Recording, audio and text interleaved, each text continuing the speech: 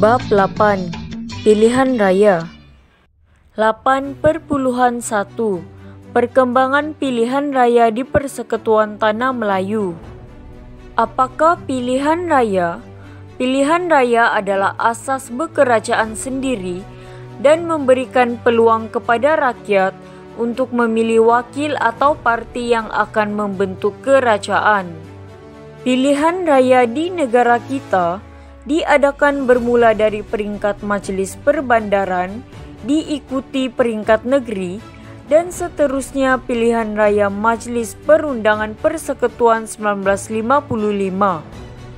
Pilihan raya di Persekutuan Tanah Melayu diadakan selaras dengan peruntukan dalam Perjanjian Persekutuan Tanah Melayu 1948.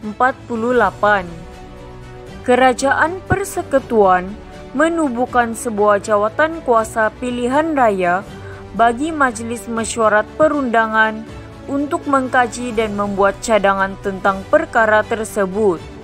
Ordinen pilihan raya pihak berkuasa tempatan diwujudkan pada tahun 1950 yang memberikan kuasa kepada Majelis Tempatan untuk mengadakan pilihan raya. Pilihan raya Majelis Perbandaran yang pertama diadakan di Georgetown, Pulau Pinang. Pilihan raya Perbandaran Georgetown diadakan untuk memilih 9 orang ahli Pesuruhjaya Perbandaran Georgetown. Sebelum ini, ahli dalam Majelis Perbandaran dilantik oleh Kabinet Negeri-Negeri Selat. Seramai 14.514 orang pengundi mendaftar untuk membuang undi dalam pilihan raya ini. Pilihan raya Majelis Perbandaran Kuala Lumpur 1952 diadakan untuk merebut 12 kerusi Majelis Perbandaran Kuala Lumpur bagi kawasan Sentul, Bangsar, Imbi dan Petaling Jaya. Dalam pilihan raya ini, UMNO dan MCA mengadakan kerjasama dan bergabung membentuk Parti Perikatan. Pilihan raya Majelis Perbandaran seterusnya diadakan pada peringkat Bandar Johor Bahru, Ipoh, Alor Setar, Melaka dan Seremban. Kerjasama Parti UMNO MCA terus mendapat kemenangan pada kerusi Majelis Perbandaran yang dipertandingkan. Pada tahun 1954, pilihan raya peringkat negeri diadakan. Dalam pilihan raya ini, Perikatan UMNO MCA telah memenangi 226 kerusi daripada 268 kerusi negeri yang dipertandingkan. Hal ini menunjukkan penerimaan masyarakat terhadap kerjasama antara kaum dalam politik negara kita pada masa itu. 8.2 Proses pilihan raya umum pertama. Pilihan raya umum pertama diadakan bagi memulakan jalan ke arah kemerdekaan. Maka, Raja-Raja Melayu bersetuju mengadakan pilihan raya bagi memilih anggota Majelis Perundangan Persekutuan, yaitu MPP. Pengisytiharan pilihan raya ini dibuat oleh Sir Donald McKelvey. Rundingan sebelum pilihan raya umum. Pada 1 Februari 1954, jawatan kuasa pilihan raya telah dibentuk dengan 46 orang ahli.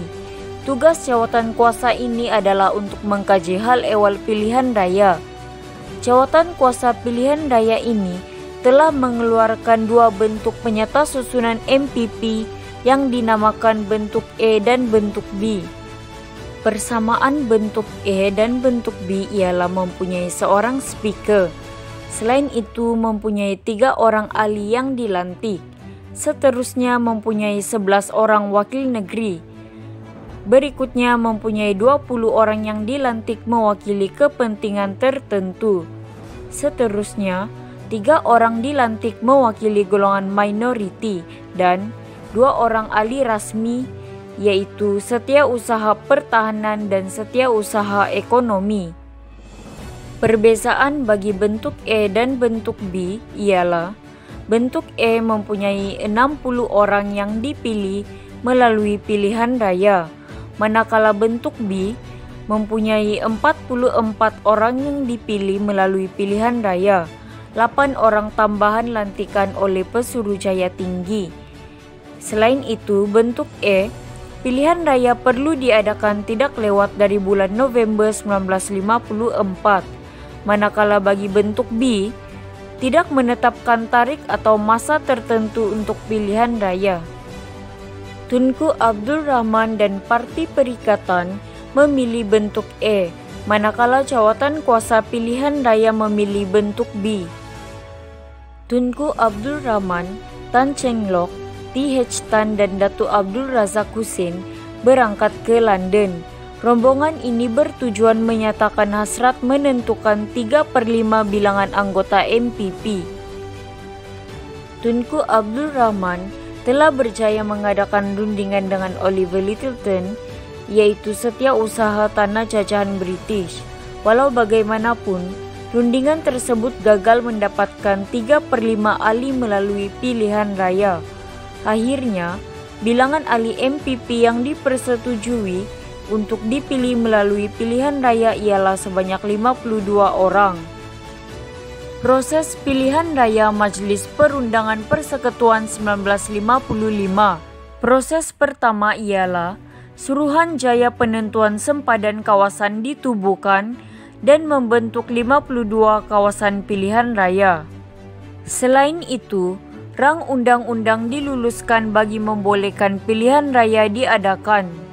Seterusnya, proses pendaftaran pengundi dilakukan pada 18 Oktober 1954 di seluruh tanah Melayu kecuali di Selangor pada 29 Oktober 1954.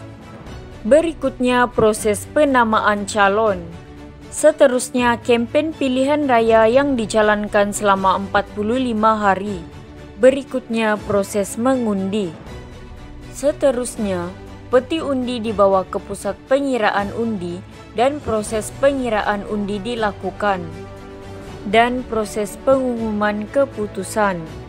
Syarat untuk menjadi pengundi pilihan raya Majlis Perundangan Persekutuan 1955. Pengundi mestilah seorang warga negara Persekutuan Tanah Melayu. Selain itu, pengundi mestilah berumur 21 tahun ke atas dan individu yang tinggal di Persekutuan Tanah Melayu dalam tempo 6 bulan terdahulu dari tarik 17 Oktober 1954 atau 28 Oktober 1954 bagi negeri Terengganu layak untuk memohon sebagai pengundi. Syarat untuk menjadi calon pilihan raya Majlis Perundangan Persekutuan 1955. Calon pilihan raya mestilah seorang warga negara Persekutuan Tanah Melayu. Selain itu, calon berumur 21 tahun ke atas. Seterusnya, calon telah tinggal di Persekutuan Tanah Melayu dan tinggal dalam tempo 12 bulan sebelum hari penamaan calon, dan calon pilihan raya haruslah berpengetahuan dalam bahasa Inggris dan bahasa Melayu. Pilihan raya awal di Sarawak. Pilihan raya pertama diadakan bagi kawasan Kuching Municipal Council (KMC) dan seterusnya diadakan bagi Sibu Urban District Council yaitu SUDC. Pilihan raya Kuching Municipal Council (KMC) diadakan pada tahun 1956. Bagi pilihan raya ini, Kuching telah dibahagikan kepada 9 kawasan ataupun dikenali sebagai ward. William Tan telah dipilih sebagai pengerusi dan Ong Kee Hui telah dipilih sebagai timbalan pengerusi KMC. Pilihan raya Sibu Urban District Council diadakan pada tahun 1957. Bagi pilihan raya ini, Sibu dibahagikan kepada 9 kawasan. Ting Cheu Wat telah dipilih menjadi pengerusi SUDC dan John Lo Ling Chong sebagai timbalan pengerusi SUDC. Pilihan raya awal di Sabah. Pilihan raya diadakan di bawah Local Government Elections Ordinance untuk 118 kawasan ataupun ward. Setiausaha kolonial bagi kerajaan tempatan selaku penguasa pilihan raya bertanggung jawab menjalankan pilihan raya. 8.3 Penubuhan Majelis Perundangan Persekutuan.